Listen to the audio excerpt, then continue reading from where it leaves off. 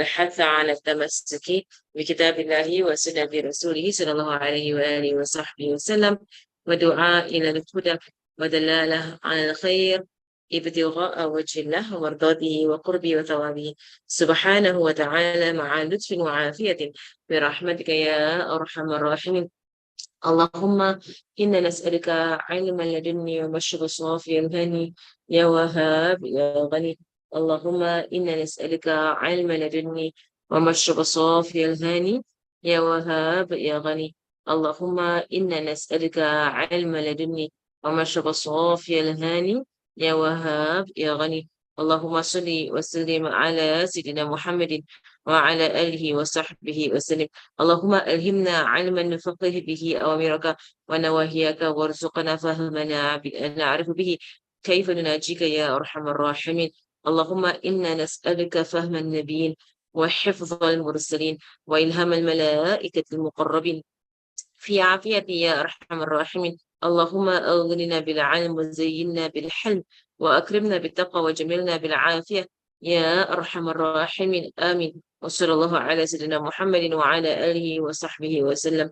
اللهم إنا نستودعك ما قرأناه وما نقرأه في هذا المجلس وما قبله وما بعده، فاحفظه علينا حتى ترده إلينا وقت احتياجنا إليه يا أرحم الراحمين. اللهم أكرمنا بالنور الفهم، وأخرجنا من ظلمات الوهم، وافتح لنا أبواب رحمتك، وانشر علينا حكمتك يا أرحم الراحمين. آمين. وصلى الله على سيدنا محمد وعلى آله وصحبه وسلم. بسم الله الرحمن الرحيم. رب اشرح لي صدري ويسر لي أمري واحلل عقدة من لساني يفقهوا قولي، وسدد لساني واهدي قلبي، واجعل كذلك بأحبابي أبدا، وارزقنا تمسح العارفين والفقه في الدين، وعندما الإخلاص والصدق واليقين والعافية والغنى والنصر والحفظ والنفع والانتفاع وخيرات الدارين وعلوم الأولين والآخرين. آمين. صلى الله على سيدنا محمد وعلى آله وصحبه وسلم، والحمد لله رب العالمين. الفاتحة. أعوذ بالله من الشيطان الرجيم. بسم الله الرحمن الرحيم.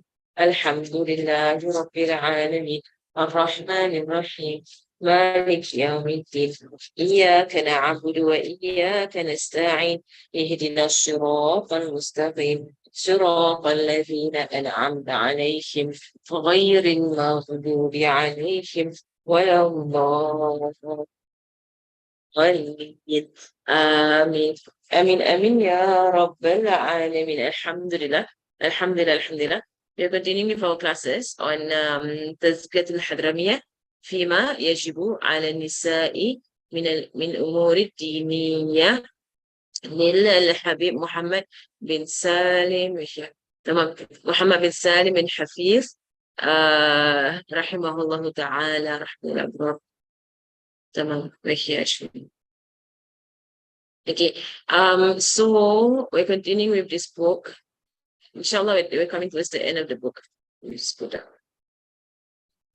Inshallah, I put to yeah.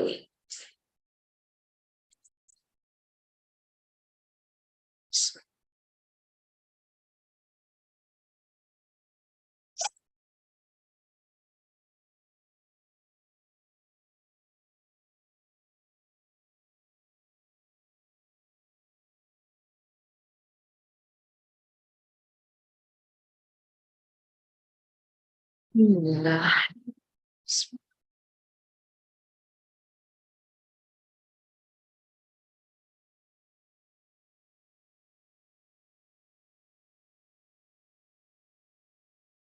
Bismillah.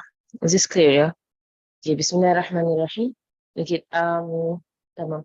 Right. So we were at the section on the rights of the parents. Right. So we're coming towards the end of the section actually on the rights of that's rights of the husband. Yeah, somewhere we're here, right? Tamam.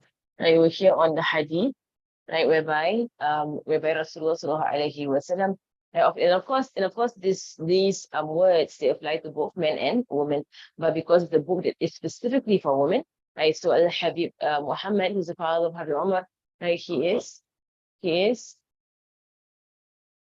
he is addressing the woman, right? He's addressing the woman in this, right? So we mentioned the hadith, right, whereby Al-Habib said, whereby Rasulullah Al-Habib Al-Azam, yani Al-Habib Al-Azam is the Prophet Sallallahu Alaihi Wasallam.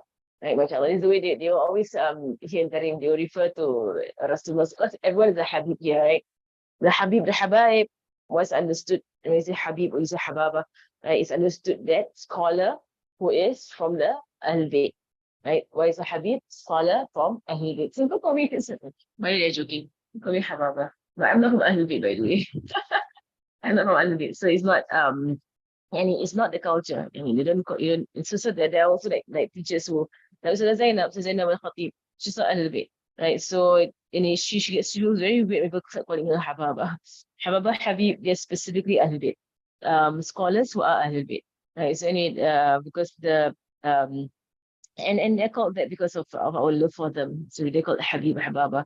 And by the way, they do it here in Tarim, is if it comes to Rasulullah sallallahu alayhi wa sallam, they will say Al-Habib al-A'zam. That's how they will refer to Rasulullah sallallahu alayhi wa sallam. And they call Al-Habib al-A'zam. And which means the greatest beloved, right? The greatest beloved sallallahu alayhi wa sallam. And they call Al-Habib al-A'zam sallallahu alayhi wa sallam. He said, be filial to their parents, biru aba'akum, tabarrakum, abna'ukum, and your children will be filial to you. The hadith continues and says, وَعِفُّ تَعِفَّ نِسَاءُكُم, right? And the hadith continues and says, and be chaste, and your woman will be chaste. Right? It's a hadith that basically how you do, that's how you will get. Right? And it's a very strong concept in Islam. Kama tadinu tudan in Arabic, right? Kama tadinu tudan, which means that what you do is what you will get. Also, in another statement in Arabic will be al-jaza' ala jinsil amal. Al-jaza' ala jinsil amal, right? Which means that the reward, right, or the not the reward, but you see the result or the recompense. It could be good or bad. Right? Jaza could be negative, could be positive, right? Basically the result, right? Ala jinsil amal, right? It is on the same nature as the action. The reward or the result, right, is on the same nature as the action. It's a very strong concept in Islam, right? We don't say karma. I know people say, oh, it's karma, right? We avoid terms that has to do with other beliefs, right? But we say, or you can say Allahul Adil, right? Allah is all fair, right? So how you treated others, that will come to you eventually. If it does not come to you eventually, then there is a form of tadarruj, right? What is tadarruj? It's a form of it's a worse form of punishment actually, right? If you did bad to other people and goodness comes to you, right? That is actually the worst form of punishment. Why? Because it means the real true punishments are waiting in the hereafter, and that's even worse. Right? Wala hawla wala quwwata illa billah. I shouldn't think, oh, so and so evil, nothing happens to that person. You have not seen the next world. And so you can't actually say nothing happens to that person. You've not seen the next world. Anyway. Okay. So so from this hadith, right, the scholars derive 4 benefits, right? And we mentioned this last week. Right, the 4 benefits will be, first and foremost, right, that if you're good to your parents, you will have children, right? You will have children who will be good to you, right? So the first understanding is that your life will be lengthened, right? And then second understanding is you will be granted children who will live long enough for them to be good to you, right? Long enough for them to be good to you, right? And then number 3, right, they'll be righteous towards her, as from the hadith where we understand, right, as she was righteous towards her own parents. And above all that, you will gain the pleasure of Allah subhanahu wa ta'ala. For indeed, it has been narrated from Rasulullah sallallahu alayhi wa sallam, whereby he said, sallallahu alayhi wa sallam, na'am, okay, we're actually the 4 things that are, 3 things. Okay, we're actually here. Right, so in another hadith, Rasulullah sallallahu alayhi wa sallam said, have you not heard the words of the Prophet sallallahu alayhi wa sallam, whereby he sallallahu alayhi wa sallam said, the greatest of enormities are 3: ascribing partners to Allah subhanahu wa ta'ala, disobedience to his parents, and a false testimony. You were there last week. And yesterday during the Aqidah class, I mentioned how it is that, in our obedience to Allah subhanahu wa ta'ala and our belief in the oneness of Allah subhanahu wa ta'ala, from there, comes our obedience towards our parents, right? And our goodness, our righteousness towards our parents. So much so to the point that we were speaking about this on the point of the decree. The qada and the qadar are from Allah subhanahu wa ta'ala. Right. And so, and while we know that all of the decree, right, the qada and the qadar are from Allah subhanahu wa ta'ala, it is of bad etiquette, right, for us to say, oh, Allah is the one who, made me like this or like that. Even for Nabi Ibrahim alayhi salam, that you don't go around blaming Allah subhanahu wa ta'ala, even though you know that Allah subhanahu wa ta'ala is the one who decreed, right? But it is bad adab, it's bad etiquette to go around blaming Allah subhanahu wa ta'ala. It is Allah's will, right? But on that line as well, right, if you do experience anything negative from your parents, right, it is also bad adab for us to go around, speaking about it, right, to other people. I think, I don't know, I've seen that it's been some form of thing going on online where people do speak about their, their bad parents. Like Allahu Alam. Like, but Allahu Alam. It's just terrible. Like you shouldn't, you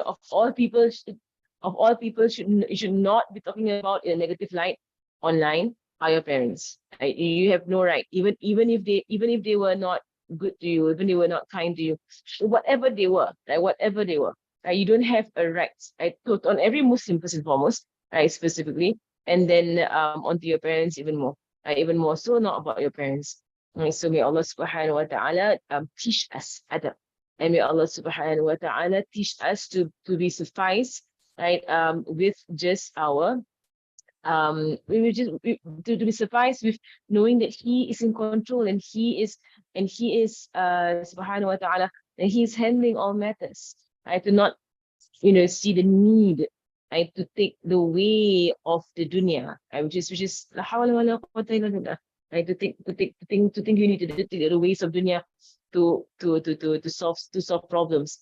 Yeah, Allah subhanahu wa ta'ala is enough for us. Inshallah. Right. So in other words, in another hadith, Rasulullah sallallahu alaihi wasallam said, ثلاثة حرم الله تبارك وتعالى عليهم الجنة. Right, there are three people in this hadith right here.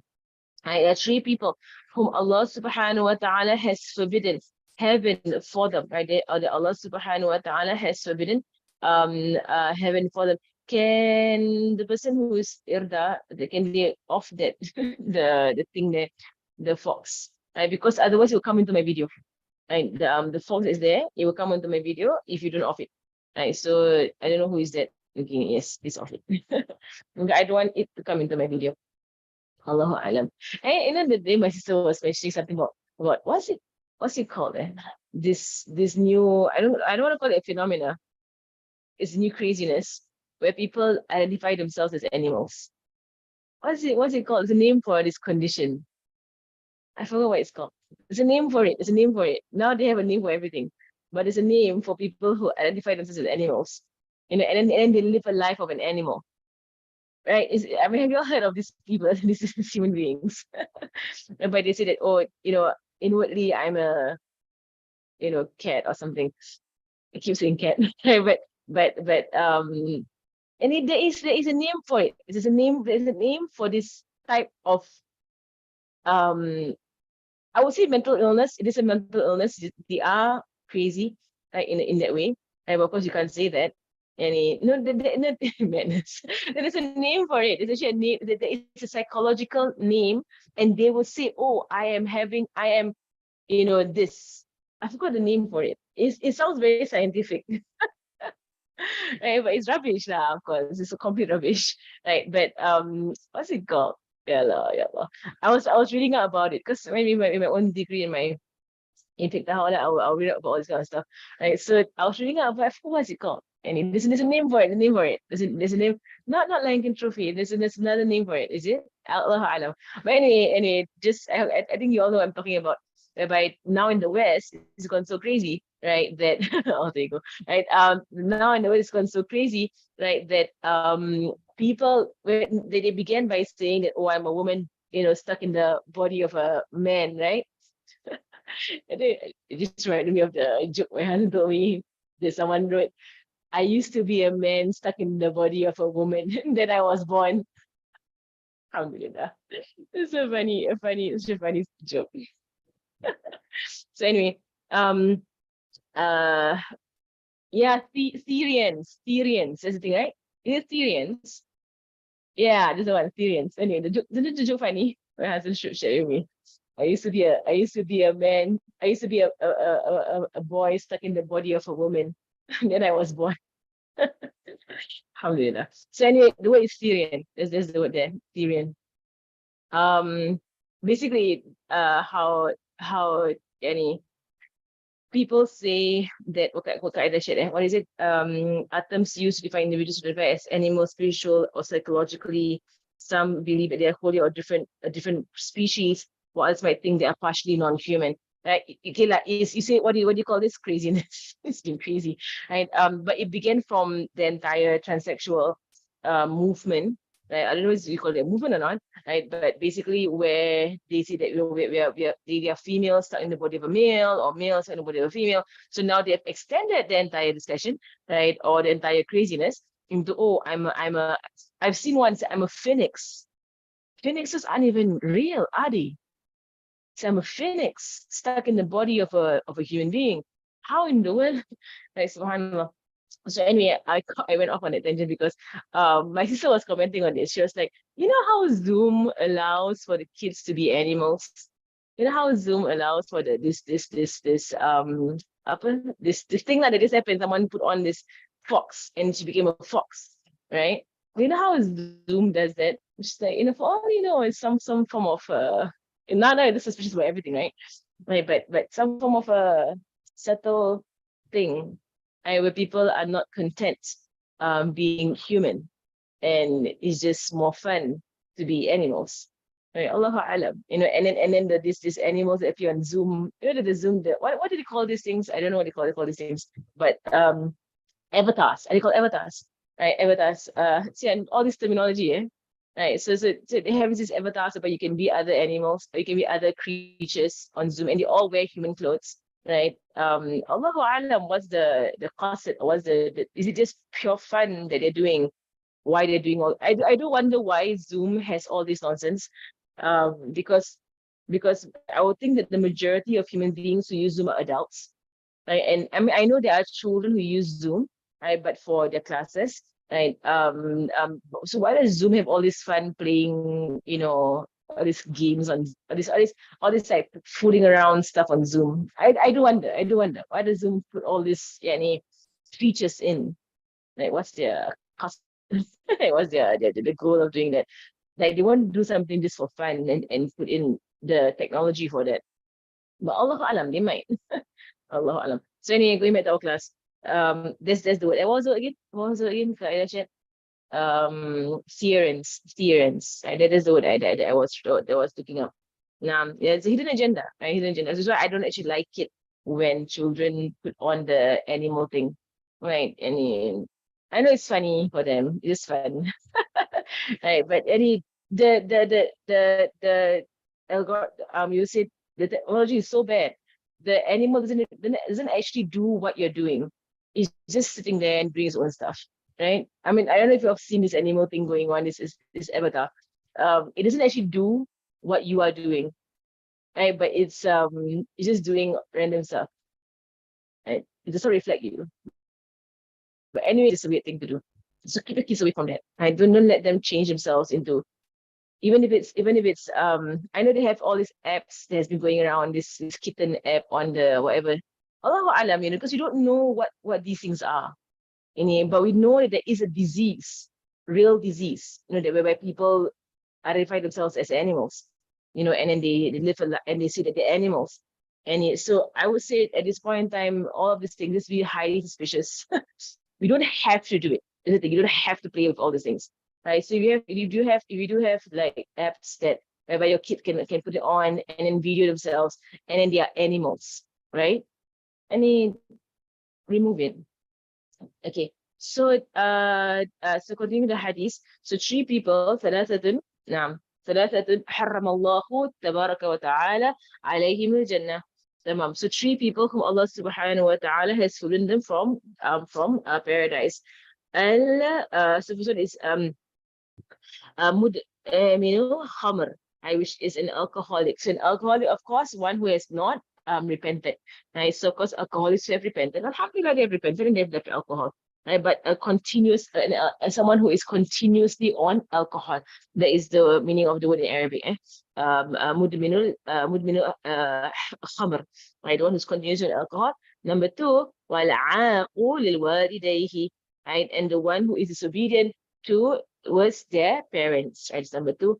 And number three, والدثور نعم والدثور الدثور أو the use أفضل the use الذي يقر الخبث في أهله. And the third one, which is quite dangerous now in our zaman, because they are forbidden from paradise, is the youth. The youth is the one who brings indecency to his family, meaning his wife. In Arabic, when they say ahli, they mean wife. Okay, so when there was one I entered now inside him you hear a lot when a man meets another man and they want to say, you know, how's your family, right? It's not polite to say كيف زوجك, right? Or how they want to say how's your wife. It's not polite to say كيف زوجك. What is it? كيف أهلك, and how's your family.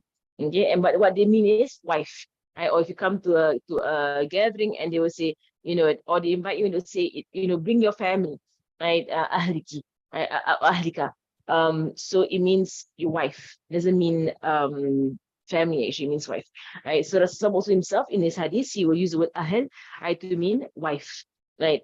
So who brings indecency to his wife. I want to comment on the last one first, and I'll comment on the second one. That is the entire shahid of the hadith, the entire point of the hadith. Right. So the last one here, the youth, right, is basically the word the youth, right, is someone who advertises women.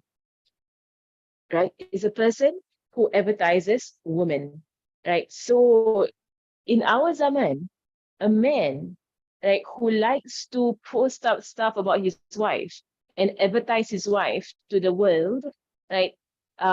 There is an understanding of the youth in that behavior, right? In that behavior, right? So a person, a male, right, who likes that other men see the beauty of his wife, right, and praise that he has a beautiful wife, right? That's called dayus. Okay, dayus. There's no ghira, right? There is no like protectiveness over the wife, right? And to be protective, you know, I won't call it possessive, and protective over the wife is a praiseworthy trait that a husband must have. Okay, husband must have, and a wife also must have, right? So it shouldn't be that you're proud, you know, if someone says to you, hey, you have a very handsome husband, which is very weird. Like, I do know of women who say to other women that that your husband is good looking. Why in the subhanallah? How in the world, ya Allah, ya Allah. Would someone comment on someone else's husband? Subhanallah. I'll be so, my radar will be so up right now. If someone were to comment on my husband, a woman were to comment on my husband, I'd be like it's such bad adab. You don't come, and even if you're checking out my husband, don't say it to me. Right? I mean, and you should roll your gaze and not look at my husband. Right? But subhanallah, but I've heard people, you know, do that. Not to me, right? But one of my close friends, right, whereby there was a helper that came to the house, you know, helping her in the house, and her husband walked past, and then the helper was like, does your husband want another wife? And then my friend never hired her ever again. What kind of statement is that? Does your husband want another wife? Go away. And it's one of, she never hired that person ever again. You're looking at my husband, you ask me these kind of questions.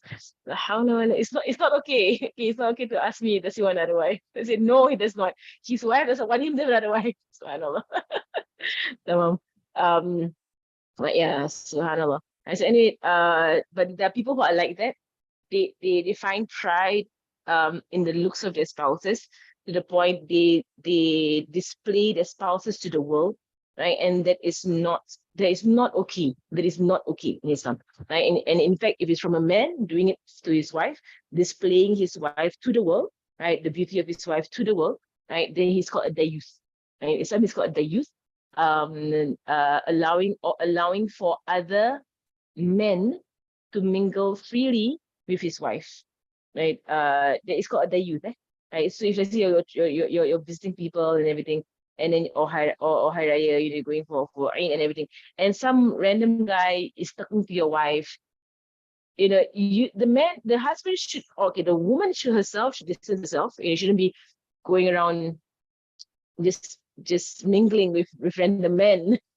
Like you shouldn't be doing that, right? But if let's say a man were to see his wife just mingling with other men, like he should be have his ghira up. His ghira, he should be protective, defensive, and a level of possessiveness. There should be that it is healthy for spouses to have a level of possessiveness, not unhealthy, but a good level of possessiveness over their spouses. They should. It is only in our zaman, because people don't have the kind of possessiveness, Allahu Alam, that, of course, in the non-Muslim world, cheating is so rampant in the non-Muslim world. And I hope in the Muslim world it's not rampant. I don't know, Allahu Alam, whether it's rampant or not in the Muslim world. But I know of cases of quite a number of cases actually, of people cheating, right? Even between people who are religious, right? Cheating cases, right? La hawla wa la quwwata illa billah. I'm just so shocked that it is happening amongst Muslims. That people who are like, mutahajjiba, like they wear the hijab and they're supposed to be religious, they're supposed to be pious and so on, and they're cheating on their spouses. Like, why? How? Like, la hawla wa la quwwata illa billah. Men who are going to the masajid, going to majalis, some of them even teaching the religion, they're da'is, right? They're teaching the religion and cheating on their spouses. Wala hawla wala quwwata illa billah. Okay. So it's a good question here. Someone says men who refuse to work. Okay, men who refuse to work, they are sinful, if they refuse to work and they expect their wives to foot the bill and to pay the bills, they are actually sinful, because it is wajib on them. Wajib on them, right? It's different that they can't find a job than that they refuse to find a job. Okay, it's different, right? So it's different that they can't find a job and that they refuse to find a job. Okay, it's different. So it's someone who can't find a job. There's their own risk, there's their own there's their own the decree, on them that they can't find a job. But someone who is lazy, and refuses to work to support his family and depends or expects his wife to do it, haram. He's in sin. He's actually in sin. Don't even talk about her being the covering of other men. Talk about him doing that. Okay? If he refuses to go to work, he's because of being lazy, and he wants his wife to just handle all the financial matters, he is sinful, right? In doing that, she gets the reward of charity because it's not wajib on her, it's charity on her, right? She gets the reward of charity, and then also that Allahu Alam. So in this, the first answer to the question, haram, haram for him to do this, right? Someone needs to inform him, right? Or she, not her, because she probably scold her and abuse her, right? Maybe someone else, right? Or she needs to speak to an ustad, right? Speak to the religious person to advise him, right, that he is sinful in what he is doing. That's the first thing. Secondly, if she goes out there in company of men, right, not mahram, right? So first and foremost on her, right, to protect herself, and to keep her modesty. There is her, her duty as a Muslimah, okay, to protect herself and maintain her modesty as a Muslimah, right? But if the youth is the one who actually prepares his wife in front of other people, that means he's the one who actually, so he's not the youth in that way, right? Especially if he told her, you go and work, I'll stay home, because I'm lazy. And then, but don't mix with any men, okay? If he does say that, keep to yourself. If he does say that, then he's already the youth. But he's sinful in other ways, in that he's just irresponsible. Irresponsibility is sinful. Okay, so he's being irresponsible. He's not performing his duties as a Muslim husband and father, right? So causing for his wife to handle everything, haram. Haram. Okay, so the kind of person, I won't even look at the youth. I look at just being negligent on what is compulsory. Okay, another question here. Someone's a drinker and al-ma'asiyah is the nikah sah. Alhamdulillah, in Singapore, and I think other most parts of the world, the qadi is there. There is a qadi, right? So even if the wali, right, is someone who is of ma'asiyah, and there are different opinion about this matter, the qadi is there. And so the qadi, if anything at all, the qadi is the one, because of many of the khilaf in the matter, the qadi is the one who's there to ensure the nikah is sah. Okay, so the qadi will take the place, right, of the wali. Nah, because there's always a qadi there. Now, right, so tamam. So mother saying a son who's a drinker, he drinks quietly in his room. What should she do? Okay, I mean, basically the same thing with any Muslim. If you know of a Muslim doing haram, right, then as how Rasul said that if you can stop the haram with your hand, right? So whenever you find the alcohol, you throw it away. Literally, you throw it away, right? And you can't say, but it's not your right. No, it is your right. You say, but it doesn't belong to you. Doesn't matter. Right? It's something that's haram. Right? When it's something that is haram, you can throw it away. Throw it away. Right? Throw it away. And then just throw it away. Right? And of course, I would assume this is an adult human being. Advise them gently, right? Or say to them clearly, the haram, how haram it is for this person to drink, right? And you don't want any alcohol in your house, right? So if this person wants to drink outside of the house, right? They have been warned, they have been told, they have been advised, right? If you continue drinking outside the house, that it's there. In a sense, it's a choice, right? And they will face the consequences of doing that. Right? But if they continue drinking in the home, right, the mother has the right to actually stop the individual from drinking in the home. If it is her home, right? If it's his home, then it's his home. He can do whatever he wants to do, right? And he will face the consequences, right? Nah, right. So, right, right. So that's basically it. And if he continues doing his sin, then you have done your part. Right? Full stop. You've done your part. And you can't force people to not sin. This is basically what it is. As how we see our own Prophet ﷺ interact with people. You can't force people not to sin. You can advise them. You can try and stop them. You can try and you can advise them. You can remove the matter. You can put rules in your house to kind of not allow the sinning to happen in your house, because you want blessings to come to this house, right? And you can do your du'as in the night. You can do your charity. You can take a lot of methods, right? But if the people are intent on sin, they're intent on sin, right? And basically continue doing your du'as, right? And inshallah, one day they will come back. One day they will repent. Inshallah, one day. Okay. Alhamdulillah. All right. So with regards to someone message here, due to remind your husband to read the Quran and then about it constantly, right? Try to study around him and read the Quran around him, listen to, but he's a Muslim, right? And he's an adult. Correct? You're not supposed to fault that you're doing your job, you're trying to influence. Khalas, this is your part. Okay? That's your part. And whether or not he wants to pick up the Quran, whether or not he wants to, learn the deen, he is a fully capable adult to decide if he wants to. Right? He's a fully capable adult to decide if he wants to. He's not a child. Okay? Let it be. Right? You're doing your job around him by doing this sorts of ibadah around him. If he wants to, he can do it. But many human beings or many adults are like that. If they want, it's a matter of whether they want to or not. So it's really, if they want to, they'll do it.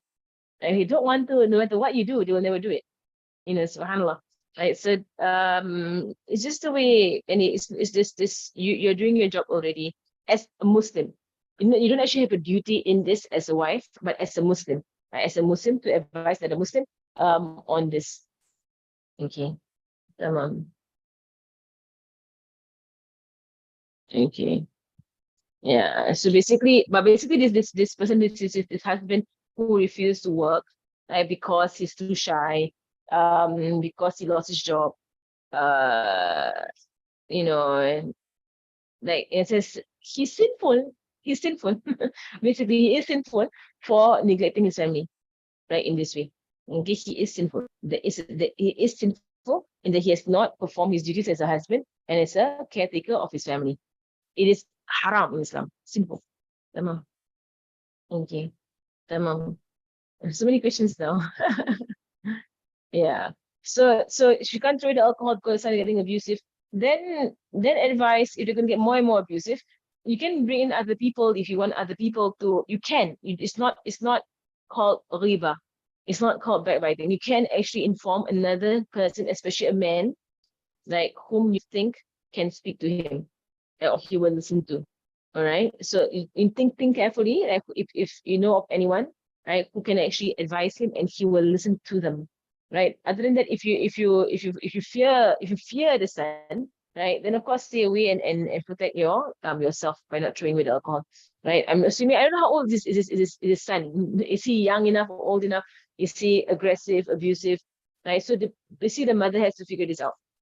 And as to what she can do to stop him. At the end of the day, she just advises him, right? Clearly advise him, right? Clearly advise him, right? Against alcohol. And if he still does it, you can try and bring in someone or say to him that listen to me, I want to ask someone to come and speak to you about your alcohol problem, right? And then see what he says about that. So I'm going to speak to someone, right? Or maybe someone professional, right, to speak to you about your alcohol problem. Like you have a problem with alcohol, right? And whether or not it's alcoholism or not, right? But basically a problem with alcohol. Okay, so now last question. Your husband never lets you drive when he's in the car. That's good. Have social media and goes out often as a sense of protectiveness. I don't understand the question. Okay. Someone says, my husband never lets me drive the car when he's in the car. I'll be very happy if that happens to me. I hate driving. I don't like driving. But if anyone in the car can drive, they drive. I don't drive. As far as possible, I don't like driving. Have social media. He doesn't allow you to have social media. That's a good thing as well. That is a good thing. I'll say, good job, your husband. And he says, no social media for you. That's very good. I mean, social media is such a terrible thing to a lot of people, right? Goes out often as doesn't allow you to go out often. That's also good. So your husband's being a very good husband in him not allowing you to drive, not allowing you to have social media, and not allowing you to go out often, right? Can I advise? I would say for you, right, to have rida with this. This is my advice. Have rida with this, right? That your husband is doing what is correct, and what is correct in Islam. He is being protective. Yes, he is being protective. That is what a husband is supposed to do. They're supposed to be that way. They're supposed to be protective over their wives, right? I know my husband is very protective over me, right, in regards to a lot of things I do. He will stop me from doing it. And I know the only reason why he stops me is because he fears for me, right? And if you have a husband who's like that for you, sujud syukur, I would say syukur, right? Alhamdulillah, your husband cares, right? That he cares that you don't harm yourself. Right? He's so scared for you, and it's a good thing. It's not a bad thing. It's a good thing. And subhanallah, right? So right, zikr or dua. Alhamdulillah for protective husbands. I mean, I would love it if my husband was like that, right, towards me. And he handles all affairs and he handles everything. And he goes out to do he goes to the market, to the shop, to everything, to do all the groceries and everything. I know of husbands who are like that. Their wives don't lift a finger outside the home. Right? Literally, they will do everything, right? Because they don't want their wives out of the home. Right. So I mean that's good. You're being treated like a princess or a queen in the home, mashallah. It's a good thing. It's a good thing. What want to go out for? Go where? Right? What's out there? Subhanallah. It said last question, how do any zikr dua as a wife do for a husband who does not lower his gaze or likes pornography? And this is a very sick problem. It's a big problem. It is said from someone, an issue of the husband watching pornography so much, la hawla wa la quwwata illa billah, addicted, right? And to all kinds of disgusting pornography. Not just no pornography, but also gay pornography. Some of them are watching it. Which is why I wonder at parents who give their children smartphones. Don't understand that. How in the world? Have you not seen the internet? Seriously, have you not seen the internet? How in the world you put a smartphone in the hands of anyone below the age of 18? Apa 18? Yani, even they go to university, they go to polytechnic, and inshallah they will that one taqwa, to stop themselves, and even if they go into haram, they're adults, to stop themselves from haram, right? But seriously, parents who give their children smartphones, what are you thinking? What are you thinking? Subhanallah. I want to have like a series on this. Right? But what are you thinking? Have you not seen the internet? And the filth in the internet? Have you not seen that? I've seen people giving their autistic children smartphones. What are you trying to do? Destroy your children? You hate your children that much, you're going to destroy them in that way. There is no love whatsoever. There is no love whatsoever in giving your children a tool that even adults can't handle. Even adults can't handle the filth on the internet. There are people who are adults who are addicted to the filth on internet. You giving this to children, to teenagers, is abuse, outright abuse of your children. You're abusing your children in giving them these tools. And say it clear, loud, but people don't listen. Right? Subhanallah. If it was up to me, right, I would have put a law over the entire world. Like anyone below the age of 18, like cannot have a smart device at all. Like of how much it from every angle it destroys your children. I can't even think of what is positive about this. And what is positive about this? If you want to contact them, go and buy a lousy NS phone. Go and buy yourself. They call it dumb phone now. Right? But the Nokia, the lousy Nokia. My nephew has one. Khalil, my sister bought my one Nokia. So the only numbers he has there is my number and my brother's number and my brother's wife's number. And my husband's number, Khalil. Khalil has his uncle's and auntie's number on that phone. He has 6 numbers on that phone. And so I text him every now and then just to make him happy. He gets a text message. Right, but that's basically, I mean, if you want to contact them, get a lousy phone. It doesn't have to be a smartphone. I think you can buy it on Shopee. You can buy it off on Shopee. Right, lousy phones. Like Nokia lousy phones. Is it? Let's see, I'm so behind my zaman. And that's can use smartphones. Okay. I think you can buy lousy phones on Shopee. Okay, they sell them here in Tarim. They cost $10 to buy a lousy phone. Right, so my sister bought one. You want to kill him? I buy one Tarim, bring it back home to Singapore, and distributing to parents lousy Nokia phones. This kind of really, this back in the day, the very small ones. You must press the button a few times to get the letter out. Right. My nephew has it. And I think that's like the best phone to give your child. If you want to connect, if you want to remain connected to your child, right, to call them whenever you need to know where they are, right? That phone, give a lousy phone. The smartphone has really, adults can't handle it. Right? Even adults can't handle it, right? People are in majalis and they're using their smartphones. And they're in majlis, you're with Rasulullah, you are in a maulid, right? You are in, subhanallah, you're in a class, you're in, and you're surfing Instagram, you're surfing TikTok, you're watching la hawla, whatever you're doing on that. Adults are doing it, children are doing it even more, right?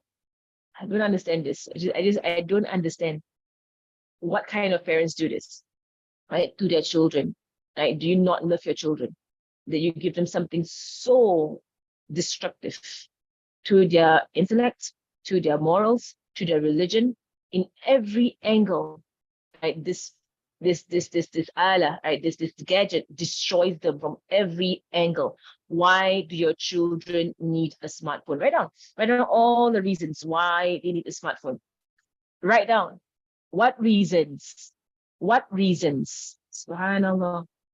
Subhanallah. It is subhanallah. It is subhanallah. I'm curious. Can people who give their smartphones write down reasons? Right, write down reasons. Right. GPS tracker and everything it does not justify. Okay, there's a smartwatch. Oh yeah, smartwatch good. Smartwatch has control. No. Then okay, smartwatch. Can they watch YouTube on smartwatch? No, right? The whole thing is YouTube. TikTok, Facebook. Now it's outdated Facebook. Allah, I don't know what's going on. Right, but if they leave a smartwatch, it's a good thing.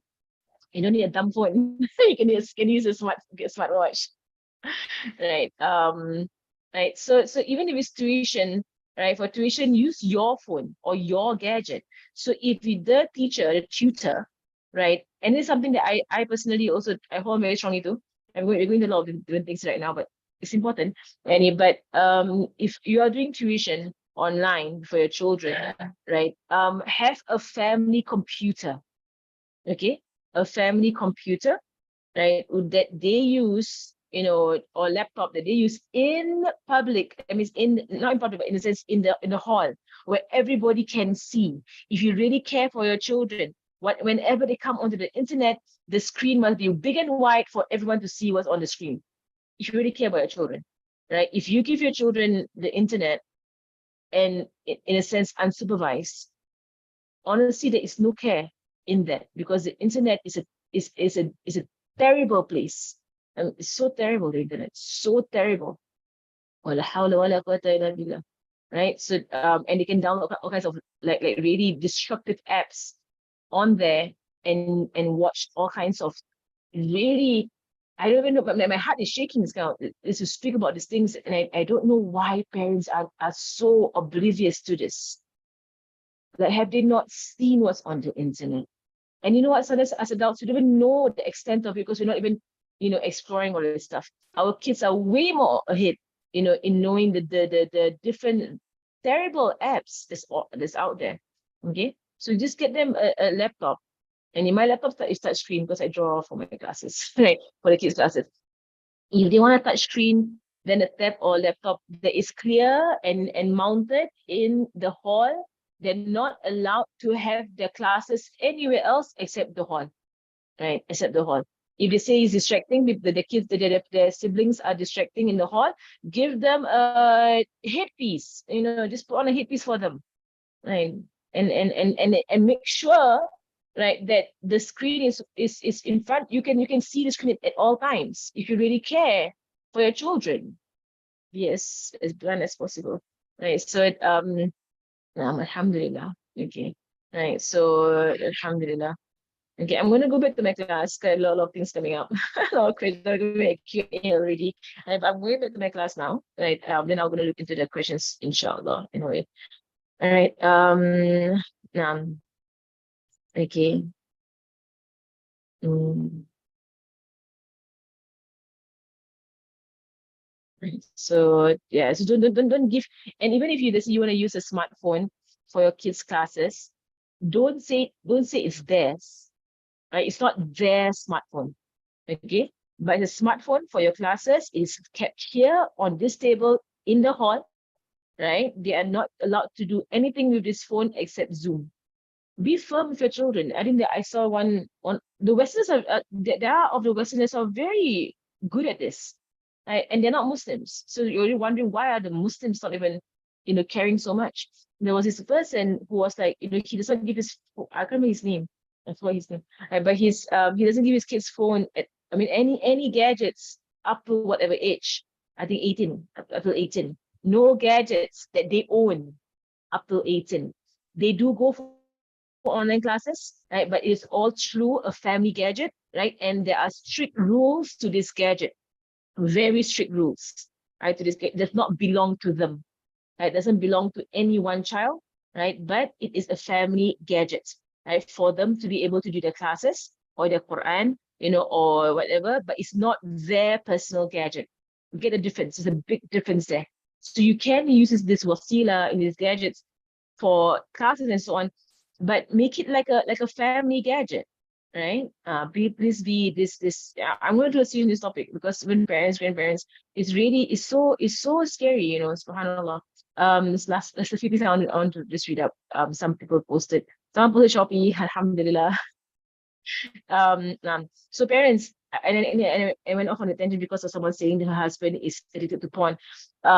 Adult men are addicted to porn. Where do you think your children are? Right. SubhanAllah, if you have boys in the house and they own their own smart gadget, SubhanAllah, and they have friends, SubhanAllah, they have friends. Like, it is not mustahil that they are watching or have watched haram. Okay, it is not mustahil, it is not impossible that they have or are watching right now haram. right? So take it away from them. Take it away from them. And explain to them, if you've given to them, explain to them clearly that that you realize now that it is very harmful on your children. You regret, and you see you're doing this not out of a punishment. It's not out of punishment, but it's out of protection. You're doing it to protect and not to punish. To make it clear to them, right? If they have classes and so on, this gadget in the hall is fixed here in the hall. Nobody is to take this gadget, and make sure that you see it, right? You see it. And again, parents, I know parents are busy and everything, but really it's your children. If your kids are attending a class online, something that I don't like at all for myself personally, that parents just leave the kids there and then they go off and no one's monitoring. I don't like it at all as a teacher. As a teacher, I dislike that I'm teaching, right? And the parents are nowhere around the children, or even worse, the child is in his own bedroom, right? And having tuition, so on. And having tuition, for example, or it seems to be having tuition, and the tutor can't see what he's doing with his gadget, all right? I don't know how parents can allow for that. Do you trust your kids so much that you think they're not going to do anything else if they're alone in their room or there's no one monitoring them and they're having a class? Do you think they're not going to open up any window unless you block all of that? Unless you block any form of internet access except Zoom. They should have a device that does that. Just have Zoom on that device, and no way of downloading a browser, no way of downloading any app. You cannot put a lock on everything, right? Then that's okay. You're gonna leave them there if there's Zoom. And again, now I heard that Zoom has chat. It's just everywhere, subhanallah. Right. So and then you can try the family link app. So these are things that as parents we should share, right, to more parents to know, right, that if you really need to block certain things or to do your own research on in the internet to see are there services in which you can protect your children. You're trying to protect them. Okay. So subhanallah. So the last question here, someone saying about young children in your family. So not your children, but family members, right? And it so happens in my family, my extended family. I haven't for myself, my own direct family. We're very strong on this of not giving our children gadgets. We're very strong on this on the side of my family. But if they were to go to other sites, it's not mustahil that they get their gadgets, right? So in this situation, and if they are your children and they're getting gadgets from somebody else, you need to do a lot of talking and a lot of explaining, a lot of understanding and reason, the voice of reason, right, with your children, the voice of reason, especially if they're older. If it's other people's children, right? If you're in the position to advise the parents, if you are in the position to advise the parents, then you're in that position. If you're not in that position, right, that if you're in the position of an auntie that they respect or they like, you can always conduct an activity around them. It does not solve the problem at all because it's going to wait to get this once you're not there.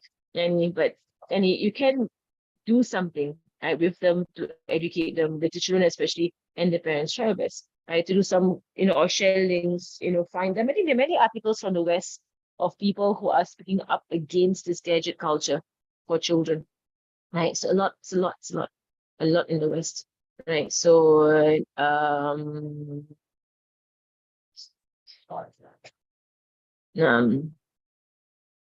yeah, I don't even know what is Roblox. What is Roblox? Don't buy them Roblox. You have to buy Roblox, right? If I'm not wrong, you have to buy Roblox. Don't let them. What is Roblox? I keep hearing kids talking about Roblox, but I don't know what is Roblox. It's a game. Do they have to buy? Then don't allow. Okay, block all downloads on the phone. If your kid's phone is able to download stuff, block it. Block all forms of download. I think you can, right? You can actually block the app from downloading apps. Correct. I think you can. Right. So with regards to 18 and above, how do you know they can be trusted? It's not about whether they can be trusted or not, because as I mentioned, adults themselves suffer with this. I mean, they suffer and they themselves struggle with this. But I'm just saying that they are adult now to handle their own life, right? And to make their own decision. below 18, they are too young to be able to control and to block and to basically they're still developing. Okay, so up till 18 years old, you have the duty to educate and to teach and for them to understand. Then beyond 18, if they choose sin, they choose ma'aseh, they choose all this stuff, they are adults. Right? They need to handle their lives themselves. Right? Same with wives. Right? They are adults. They need to handle their lives themselves. Right? We're all adults. Handle your life yourself. Right? And answer to Allah. Right? And make it clear to them that you're not giving them a phone. You're not giving them a phone. They can buy their own phone. Basically. So at 18, they're given the permission to buy their own phone.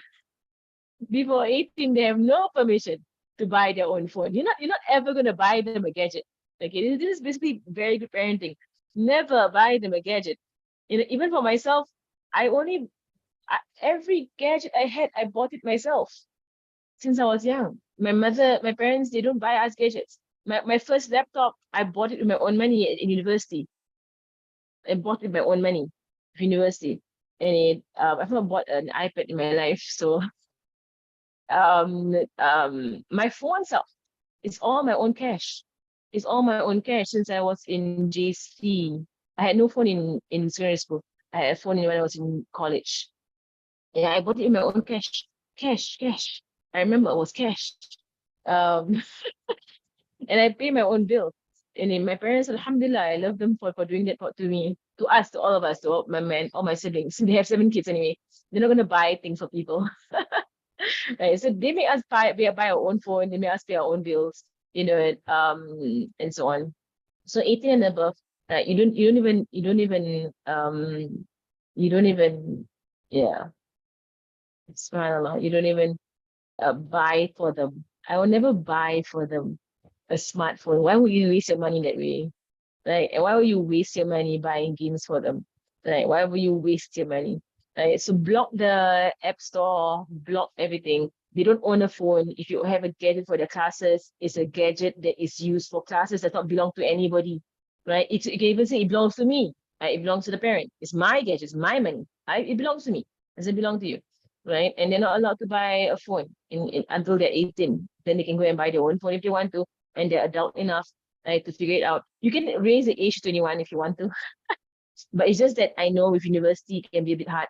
University and with going into tertiary education, it can be a bit hard. Right, so I've said 18. Right, but I would say as long as they're not in university, I don't see a reason for why they or in polytechnic or not reach higher education. Any the hawla wala quwwata illa billah. Okay. Right. So basically family who is oblivious to how wayward their teen children are, there's a lot of da'wah to do lah. There's a lot of da'wah to do. Okay. Right. There's a lot of da'wah to do. With our families. It is something that is in our zaman. I think I'm doing the hawla right now. I need to go back to our book. But really I'm thinking of myself as well to do a series to bring more awareness, and I'm thinking to myself to do 5-minute videos to be short so people can easily share them, right, with other people. Right? 5-minute videos speaking about specific evil in our zaman. And the first thing on my list to speak about are gadgets. That's the first thing on my list. To do a 5-minute just speaking about gadgets and children with gadgets, and basically below the age of 18, right, with gadgets. Right. So yeah, so alhamdulillah, if you're able to block everything on the smartphone, right? So basically I speak against smartphone because of the internet access. Right. So but if you're able to block all the evil on the smartphone, then go ahead. No problem. Right, go ahead. If you're able to block all evil on the smartphone, all evil, and it's on the smartphone, then there's a good thing if you're able to do that. There's no that parents who don't do that. Right? And parents who give them a free smartphone that can freely access the internet, right? And that will be I mean that there is the problem there. So I hope you're hearing what I'm saying. I'm not blaming you can't blame a tool for a tool, right? But you're blaming the usage of the tool. Okay, you're blaming the usage of the tool, right? So it's irresponsible, right, on parents to give children a smartphone that has basically the smartphone applications and the smartphone any abilities, right, to go into the internet. But if you're making your smartphone into a dumb phone, then that's good. Like making the dumb phone, where the child can't do anything at all on the smartphone. And so on my list of things to talk about in my this five, inshallah it's coming out soon. Inshallah, 5 minute videos. One of the list, one of the things I'm going to speak about are games. Right? Subhanallah. If your kids are playing games on the phone, why? And why are they playing games on the phone? There is absolutely nothing in these games. Right? Really, it destroys the children so much. Right? So stop the games. And inshallah, I will speak more about this in Fiqh Tahawalat. There's lots of stuff on this in Fiqh Tahawalat. But really stop them. Inshallah, I have my videos coming out, inshallah, soon. Okay, but one of the topics is games. I'll speak about games, the entire gaming culture. Such a terrible, terrible culture. Right. So alhamdulillah, people are sharing, with other parents. Right. If people um uh if people have children, right, whose friends are taunting them or they comparing to their friends, how come their parents can use handphone, then be clear to them and be honest. Say, because I love you very much. Honestly, say that. I love you very much. And I know the internet has very terrible things there. And it has destroyed a lot of people. Right? The internet has destroyed a lot of people. A lot of small children get harmed by things on the internet. I'm very scared for you. Okay, that is why I'm not giving you. Be honest with them. So you don't see that you're being unfair, or you're being, you're punishing them or whatever. No, let them understand truly, honestly, and that is your reason anyway. You're doing this out of love. Tell your children, I'm doing this for you out of love for you. Right? Same thing like a husband to a wife or a mother to a child. I need you back by Maghrib, because many bad things happen after Maghrib. Right? So it's my love for you. I want you back before Maghrib. I want you back before Maghrib, okay? Right? You're not allowed to go or stay or have a sleepover with your friends, because many bad things happen during sleepovers. I know about these things. Say to them honestly, frankly, right? Lovingly, right? And so they don't see that you're the enemy, and that you are controlling their lives. No, but they see you as the concerned, loving parent who's trying to protect their children, which you are. You're not this crazy, controlling parent who's trying to make your children miserable. No, right? But you're this loving parent who's trying to show your love for your children and let them understand that children can understand this. They can. So speak to them in that way. Be honest. Why don't they have a phone? Be gentle. Don't raise your voice. Don't be angry. Like don't use bad words. Be gentle and say that I don't allow for you to have these phones, right? Because, and if you want to, you can pull up statistics, you can pull up videos. In fact, I know there are videos online, many videos online, of children, and the harms of phone. You can even watch it together with your children to prove your point. Like, see, this is what happens to other children. They go missing, people talk to them, like, or they watch things that are haram. Then on a day of judgment, it's going to be bad for you. Some people, they go into haram, they can't get out of it, they get addicted. I know of children who are addicted to porn before the age of 15. They're 12. I know this is fact. In fact, I've spoken to the children. 11, 10, 11, 12, addicted to porn, addicted to the point that this boy watches it clearly in front of his family. He can't stop. He actually cannot stop. Even if his mother sees it versus, he can't actually stop himself from doing it. So you can see people, and it makes them depressed. It makes them destroyed, right? It harms them in every way. And I don't want this for you. Okay, I don't want you to go down this way, right? So if your friend has a phone, that's his mother's decision, right? But for me, I'm your mother, and I decide for you this, right? This is the best thing that I can give to you as your mother. Make it clear to them, okay? So make it clear to them. So Ayman has his own mother, and his mother maybe doesn't know about the bad things in the phone. Maybe you should tell Ayman about the bad things in the phone. Go and tell Ayman. right? The phones are really bad things, right? But really, we need to be the voice of reason. We need to be the voice of reason for our children. Be the voice of reason, right? Games that improve challenge skills and things like that. These are all selling points, right? No, no, no. Games that are computer games, right? No, they destroy more than they build. They destroy more than they build. There are many ways to improve your child's skills in sports, in Quran, in memorization, right? There are many healthy ways to build the skills of your children, right? If you want to build the mental sharpness of your child, I would say do Hifz al-Quran. That is the fastest, best way, right? To sharpen the intellect of an individual. No other way is better than Hifz al-Quran. With regards to physical skills, sports, right? Sports are good. I go and get into sports, archery and so on. Right? But really, you need to try, you need to start. So the first step, right? I know it's hard, but the first step is to eliminate any other option. It says it's not an option that you give them access, right, to the internet world, right, to games. It's not an option. Okay? So eliminate all options and then work heart to heart, right, with your family, heart to heart. Right? It takes work. Yes, it takes work. No one said bring up children is going to be easy.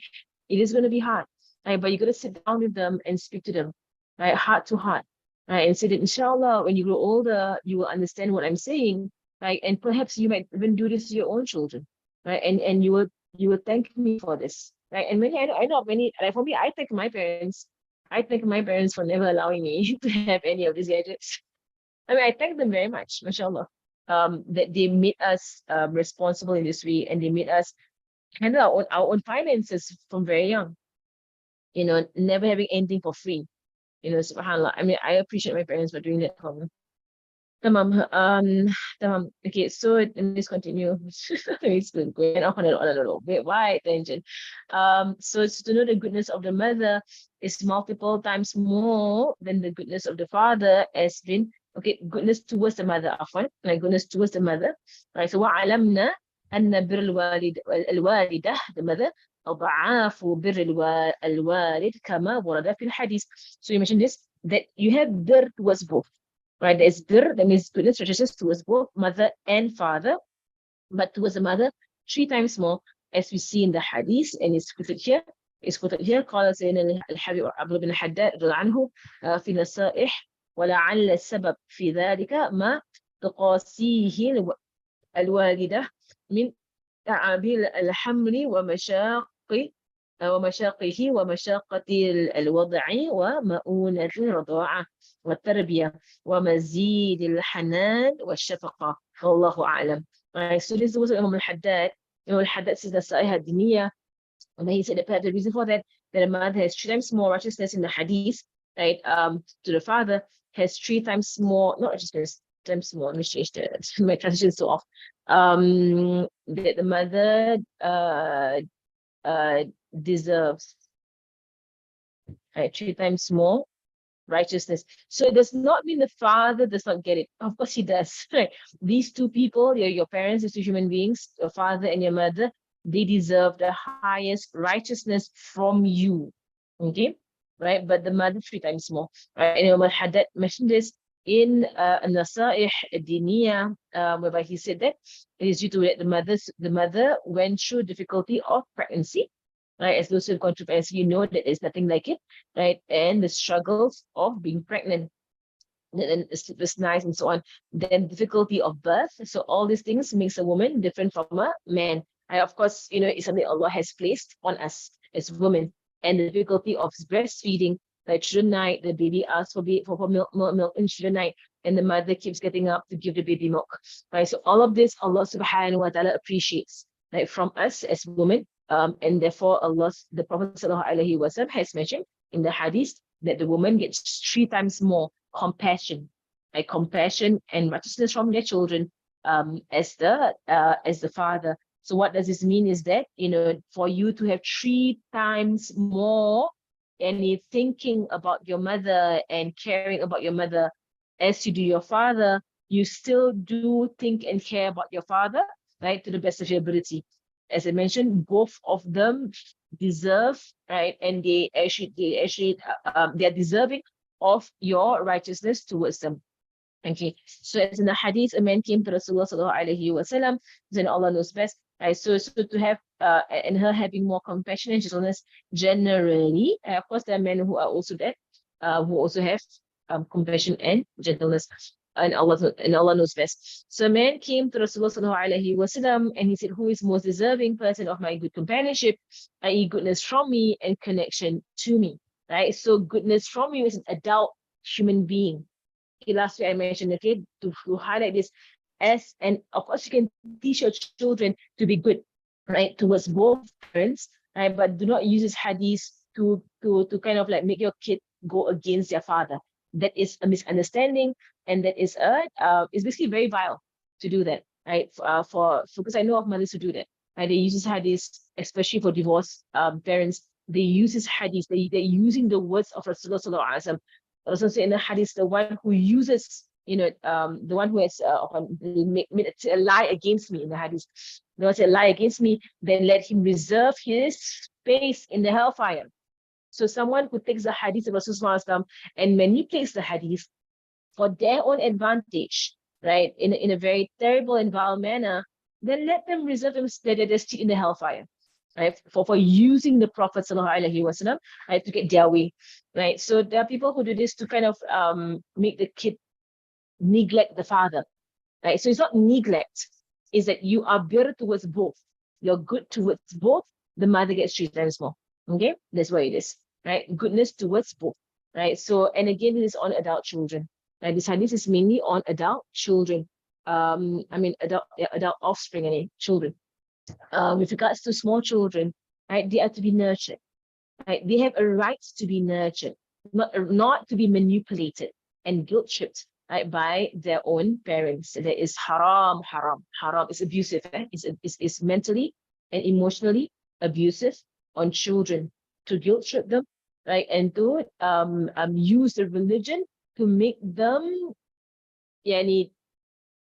side you and not side the other, and not be with the other parent.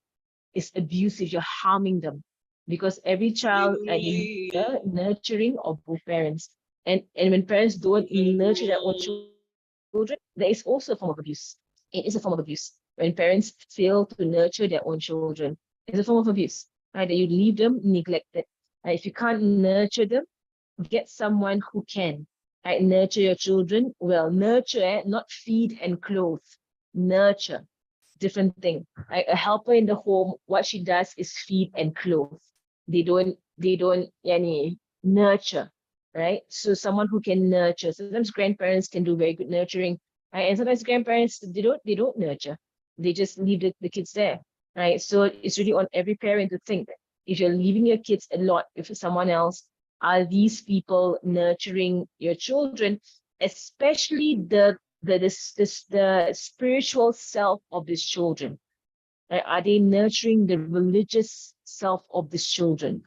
Now, so the man comes to Rasulullah and says, who is most deserving of my good companionship? The hadith out.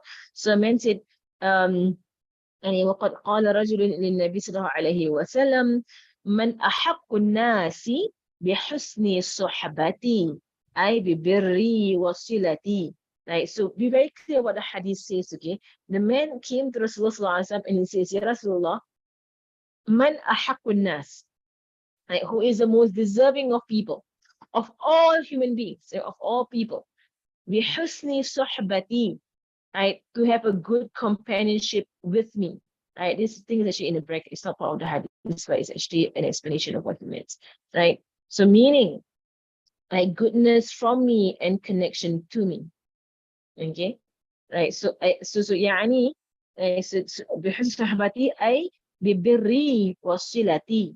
I want me to be good with them and to connect with them, means to visit, right, to visit.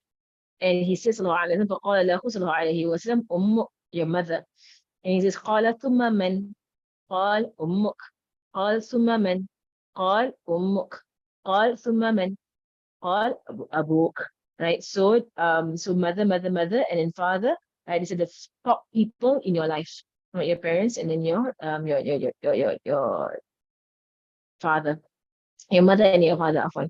كما يجب على الإنسان أن يبرهما في حياتهما كذلك ينبغي له أن يبرهما بعد وفاتهما وذلك بالدعاء والاستغفار لهما وبقضاء ديونهما وتنفيذ وصاياهما وبصلة أرحامهما وبر أصدقائهما وأهل مودتهما فذلك كله من تمام البر كما وردت به الأحاديث وفي الدعاء للميت وفي الاستغفار له وتصدق عنه نفع له كثير فينبغي للإنسان ألا يغفل عن ذلك في حق والديه خصوصا وفي حق غيرهم من الأقارب وذوي الحقوق عليه والمسلمين عموما انتهى. Tamam. Right. So here he says here, let me finish the chapter, inshallah, today. So he says here that so the mother, right, is deserving of suhbah and of companionship, right, of the adult children.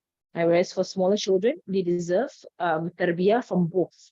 Right, both parents have equal tarbiyah on their children, especially boys. Right, boys, they need their fathers.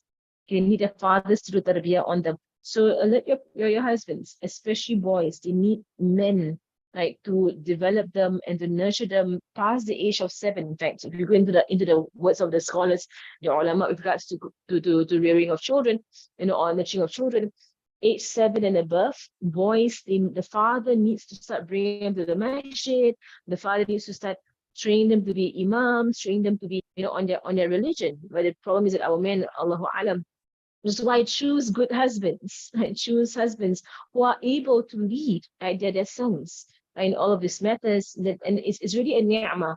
It's really a blessing when you find, and you see fathers able to lead their sons, right, in the religion. Subhanallah, may Allah, guide us, women and men. Now, so this is compulsion on a person to be righteous to them in their lifetime. It is also compulsory to be righteous to them after their death, towards your parents. And that it is by making supplications and dua for them after death continuously. Every prayer, there should be a fatiha for parents that passed away, and make a dua for them, and then do a khatam of the Quran, every so often, right, for your parents who have passed away, or grandparents. And he's seeking forgiveness for them, paying off their debts. So if you have debts, pay off the debts, and this will be good for you.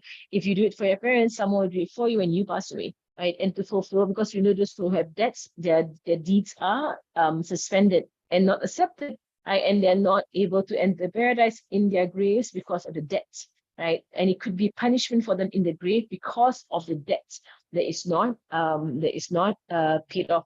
There was a man who had passed away, right, and he had debt.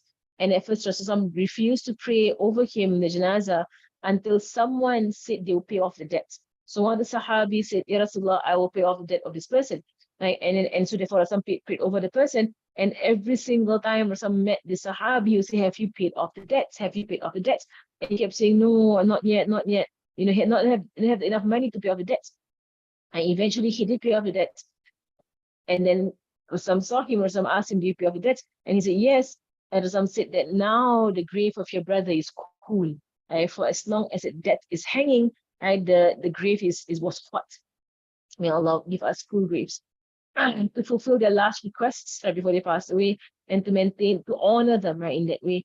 If it's not haram, if it's halal to do. And to maintain ties to their family, to visit family. It's important for us to teach our own children as well, right? Satul Rahim, bring them, right? Every Eid, bring them and introduce them to their family members from all around, especially the older generation, and to be good, right, to their friends and those whom they loved. Right, so hence all of that is from having complete righteousness on your parents, right, in their lifetime and after their death, as has reached us from numerous sayings of Rasulullah. It is one of the most emphasized matters in our religion. Right? And again, as I mentioned, regardless of your parents. Because goodness is good is done because Allah has commanded it. Right? We do goodness because Allah has commanded it, regardless of the one who's receiving this goodness from us. And for us to change our mindset, then when we do goodness, we're doing it for ourselves. You're not doing it for anybody else. It's for yourself. It's for yourself. When you give out in charity, it's for you. When help someone else, it's for you. Right? It's just for you. Right? So don't see that, oh, he doesn't deserve my goodness. Who says that? We all want Allah's goodness, right, onto us on the day of judgment. None of us deserve it, right? So do goodness to other people. Right? Even if they have been abusive towards you, you show goodness towards them. And as mentioned earlier on, when you are good towards someone who was abusive towards you, um, this is a form of healing for you. It's a very strong form of healing if you can be good and kind towards someone who used to abuse you. With regards to someone who's still abusing you, you need to find a solution, right? And maybe do a report or find ways to stop the abuse if it's still happening. Because you need to protect, it's wajib on Muslims to protect themselves. Hence, all of that is from complete birr on them, as has reached us in numerous reigns of Rasulullah and in making supplications for the deceased, seeking forgiveness for them, and doing charity on their behalf. There is great benefit for them. Hence, a person should not be negligent of this in the rights of his parents, especially in the right of other than them from amongst one's relatives and people who have rights over him, and all Muslims generally. Right, so this is the last advice from Habib. So inshallah, next week we will start from here, rights of the husband. Okay, so for those who are not married, right, learn this. Right, learn this. Either you are to apply onto yourself when you do get married, or to help other people. Right, to help other people. Okay, to help other people with their marriage issues, if they have issues. Okay, question here. A few questions. Right. Right. Right. So yeah, again, the thing about the handphone thing, your friend bullies your child saying that you're poor. One thing, this friend has no akhlaq. To tell your child, people who bully you, right, stay away from them. Right? If they call you poor and everything, they're not your friend. Right? Such people really, and you should advise your children, don't call people names. Okay, it's a very bad thing to do. Don't call people names. Okay. Um, right. So I mean, and teach your children to have strong, to be strong inside, right? To be strong inside. Teach your children. Block off the words of people.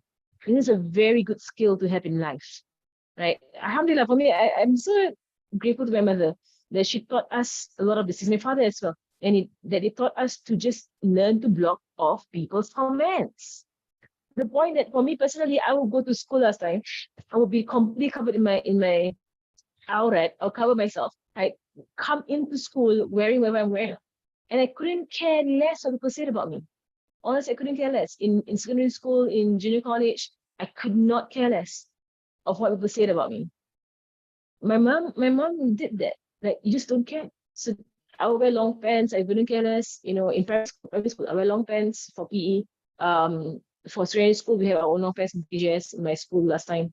Like in college, we could long pants. I would wear very long skirts. And everybody wear like skirts super short, super short skirts in school. I wear very long skirts. I could not care less. Honestly, I could not care less. People would say whatever they say about me, I couldn't care less. Right? So if you can teach your children to be like this, don't care what people say. When you know that what you're doing is good.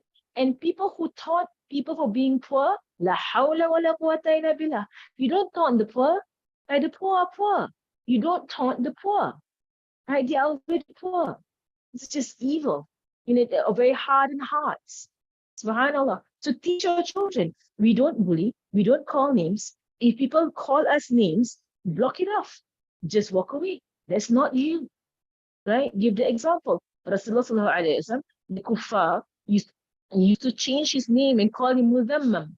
Right? Muzammam, meaning somebody who is faulty. Yeah, in Arabic. Like, what did he do, sallallahu alayhi wasallam? He would laugh. And he would say, this kuffar, and then he say, no, he would say, Subhanallah. Look at how Allah has caused the tongues of the kuffar to go the other way. Right? They used to curse me, Muhammad. Now they're cursing some guy named Mudammam. I don't know who's Mudammam, not me. I am Muhammad. Right? Now that Allah has caused their tongues to go talk about some other guy named Mudammam. And he used to laugh about it. Sallallahu Alaihi Wasallam. It made the bully seem, so foolish in what they were doing. That's the way. Give your children inward strength, right? Teach your children inward strength. You can't go around just submitting to what people say about you. Be strong on the inside. Whatever they say about you, khalas, you know what you're doing is correct. Stay on that, right? And that's how you can wear the hijab. And I remember I was in secondary school for racial harmony day in my time. We could wear the hijab to school. Now they stopped allowing that. I don't know why, right? Singapore, right? Some schools. But in my time, my school allowed for us to wear hijab for racial harmony day. It's racial harmony day. It's called racial harmony day, for goodness sake. And for national day, I used to wear the hijab, right? Because it's wajib. I saw it in secondary school. I saw it as wajib, that if my school allows me to put on the hijab, I must put on the hijab for that day, if they have allowed me to do it. And so it's wajib, not even a choice, right? Not even a choice, right? So I remember I was in my class, there were only 2 Muslims in my class, right? It was a triple science class, so it's only 2 Muslims in the class. Right? I'll be the only one. In fact, half my class will come in uniform. They won't even care to dress up for National Harmony Day and National Day. Like half the class comes in uniform, right? And those who do try and get dressed up, they're wearing all kinds of things that some of it are very indecent. They used to wear that, and that was allowed. That was actually allowed in my school, right? And I'll wear my hijab and my jubba. Alas, I wear jubba and my hijab. And I remember my classmates will call me cikgu. If they knew I'm Malay, and they know I'm Malay, but they will actually call me cikgu. Alhamdulillah, call me cikgu all you want. I don't care. Right? But let your child be that way. Right? Let your child be that way. Right? Be firm, be strong. Right? Don't be a pushover in that way. Okay. So now a few more questions here. All right. If fathers are unable to lead their sons up to the age of 7, asatidha, right, get good ustads, right, good ustads who are able to lead your children, right? They need to have good religious role models, right? And get the husband to back up. Okay, get him to back up. He has a son, right? He needs to back up, right? They can't just keep pushing tarbiyah to somebody else, right? If you decided to get married and have children, then you have a responsibility for your children.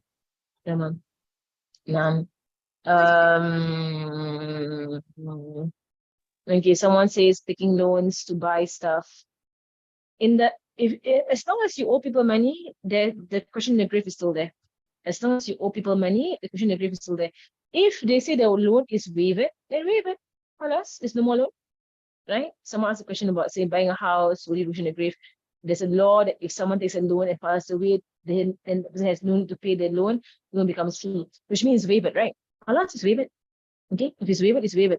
But the other question that I would address is taking loans in the first place. Okay, it has to be you have to check the ruling on taking those loans. Okay, go and check truly the ruling, not here, but check your own self. Tamam. Okay, another question. Okay, with regards to Jama and Qasar, you need to speak to me that not here. Okay, I have Fiqh classes about this, right? So you can text me elsewhere, okay, or email me, but not here. It's not the place for Jama and Qasar questions. Thoughts on sending kids to secondary school instead of madrasa? My thought is, if you can homeschool. That's the best. I would say that's the best of all options. If you're able to homeschool, right? Between secular and madrasa, I have my thoughts on that as well, but not here. Okay, inshallah, one of my classes I will discuss it, inshallah, when it comes to education. Tamam? Right. So you pay off your loans ASAP. ASAP. Right? If you have a loan, pay it off ASAP. Alhamdulillah, for myself and my husband right now, we both have no loans, 0 loans at all. And it feels so wonderful, who have absolutely no financial burden at all. Tamam? Okay. Okay, inshallah, I'll do a class on that, inshallah. Just remind me. And I also agree, all schools, not just secular schools, all schools. Don't think that the madrasa is all rosy and protected, okay? Don't think that. I mean, I know of many parents who are complaining of their children going to madrasas and learning how to dance K-pop dances in the madrasas.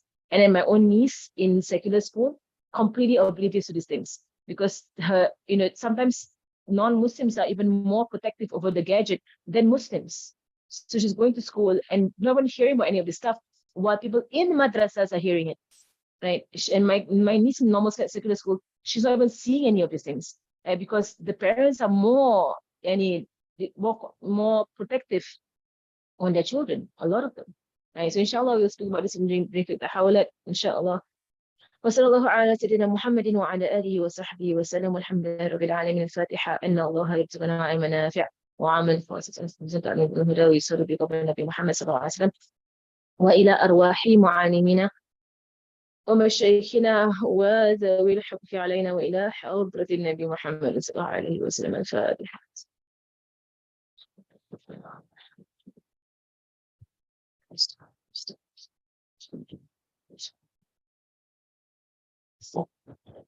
بسم الله الرحمن الرحيم. والعصر.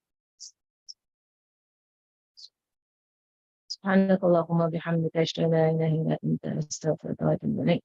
وصلى الله على سيدنا محمد وعلى آله وصحبه وسلم والحمد لله رب العالمين. آمين. السلام عليكم ورحمة الله وبركاته.